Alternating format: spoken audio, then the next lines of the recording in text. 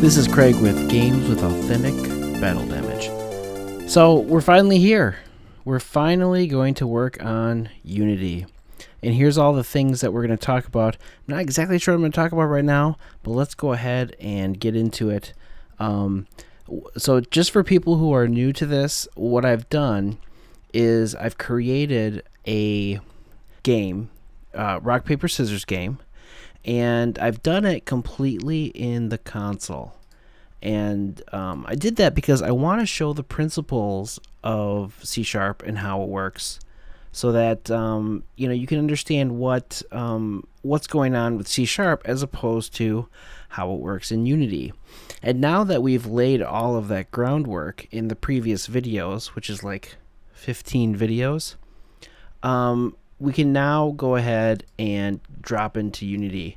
But let me just show you what that looked like. This is our program that we're currently working with. It's a console program, and if we run it, it gives us our rock, paper, scissors. So if I choose rock, I get a draw. So, all right, so let's go ahead and jump into Unity. Now, I've already created my images for the game. Let me know if that's something you're interested in seeing how I do that. I gave you a little sneak peek in the last video. But let's go ahead and we're going to pull these in to our project. So what I've got is I've got some buttons here. I've got some ground. I've got some tubes where the rock, paper, scissors guys are going to be dropping down from. So let's go ahead and get this stuff going. So the first thing I want to do is I want to go into the buttons, and I'm going to go into the sprite editor, and I'm going to make it multiple, and then hop into the sprite editor, and then in here I just want to slice these up. I'm not going to do this super clean for the moment, but we can clean it up later.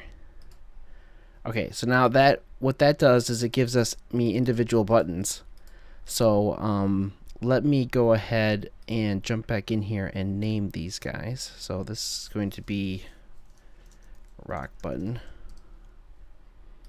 paper button, and scissors button. Okay, and then I click apply. All right, great. Now let's go ahead and set some of our elements. I have this I don't want that guy. I'm gonna have to re-export that guy. So let's put the ground in here. That looks good.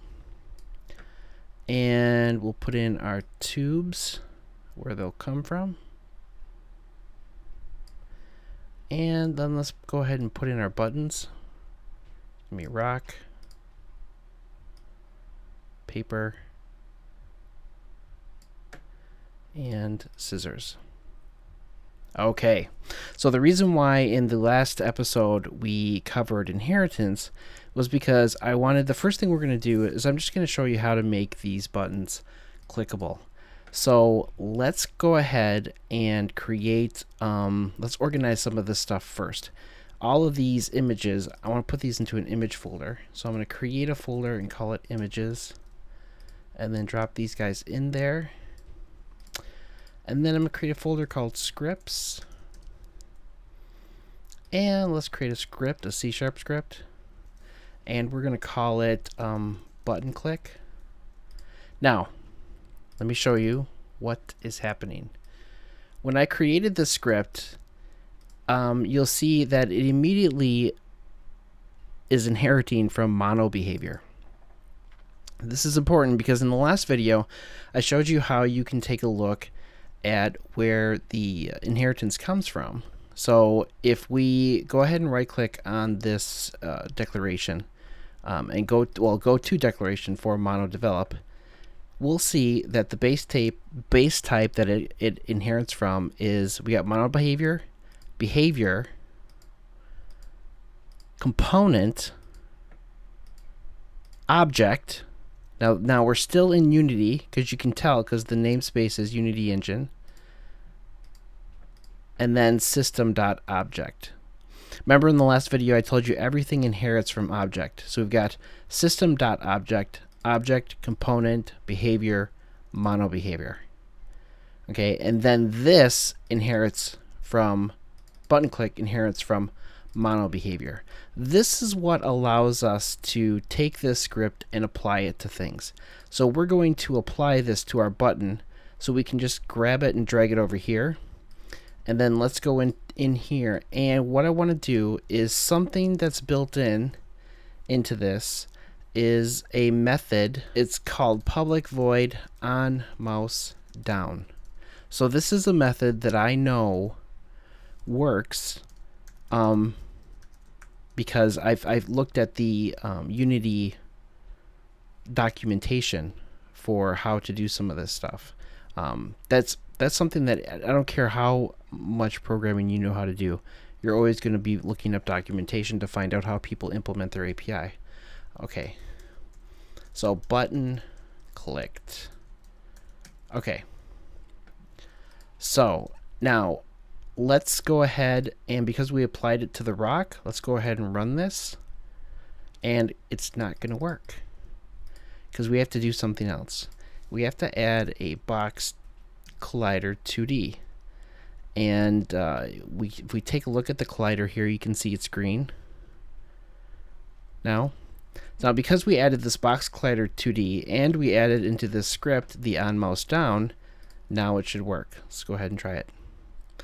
All right, you can see down here it said button clicked. Let's go ahead and open up the Why am I not seeing it? There it is, console.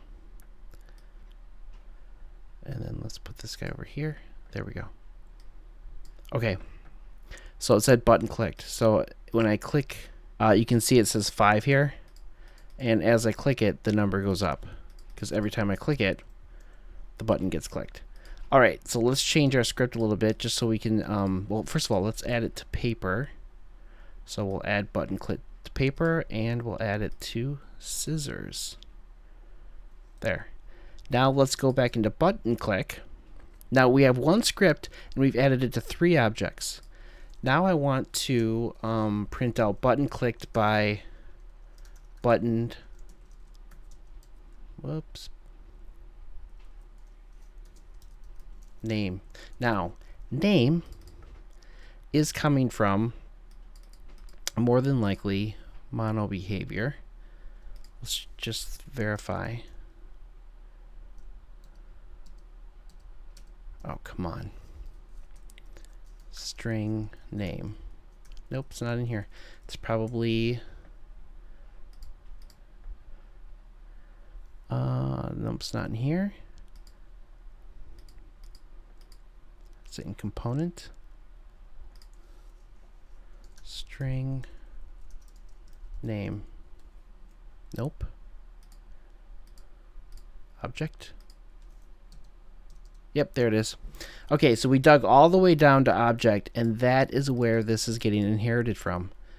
It's from object, from mono behavior. Now, this stuff typically isn't important. You don't have to know this stuff, but it is good to know because it's just good to understand how inheritance works. So that's where that name is coming from. So now, let's go ahead and run it. And we should click. Oh, funny. I forgot to add a box collider to here and to here. All right, there we go. Okay, so rock, paper button, and scissors button. So that's I'm going to end here. But we've basically got this kind of started. We're going to dive more into how to get our art set up and how to write more code to get things working the way we wanted. And we're even going to be pulling some of the classes that we were working on in our console project into this project and just using them. That's one of the benefits of being able to write code and to be able to reuse it. Now let me show you one more thing. I'm going to go ahead and click Command S or Windows Save or whatever, Control Save. And this is going to save my scene.